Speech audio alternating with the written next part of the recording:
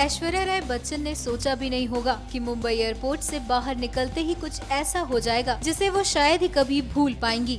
यहाँ मीडिया के कारण ऐश्वर्या की मां बिंद्रा राय के साथ एक हादसा हुआ और उन्हें चोट लग गई। ये पूरा हादसा देख आराध्या इतनी डर गई कि रोने लगी। हादसा बुधवार को हुआ जब ऐश्वर्या अपनी मां और बेटी के साथ मुंबई के छत्रपति शिवाजी इंटरनेशनल एयरपोर्ट से बाहर निकल रही थी। एयरपोर्ट के बाहर आमतौर पर वीडियो और फोटो जर्नलिस्ट की भीड़ लगी रहती है। ये सेलिब्रिटीज के इंतजार में यहाँ खड़े रहते हैं। जैसे ही कोई बड़ी शख्सियत एयरपोर्ट से बाहर निकलती है, ये उसकी तस्वीरें और बाइट लेने के लिए उसके पास पहुँच जाते हैं। ऐश्वर्या राय के निकलते ही कई कैमरामैन उनके पास पहुँच गए।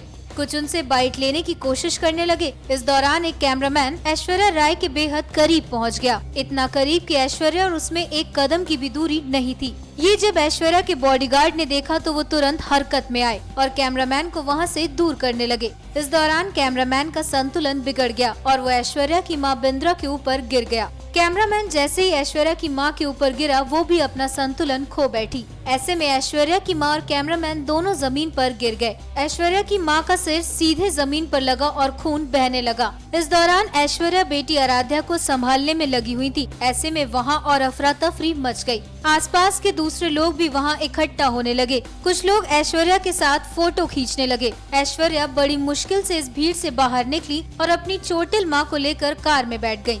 इस दौरान ऐश्वर्या की मां के सिर से लगातार खून बह रहा था।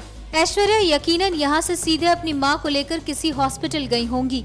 वैसे ये पहला मौका नहीं है जब मीडिया किसी सेलिब्रिटी को देखकर बेकाबू हो गया हो।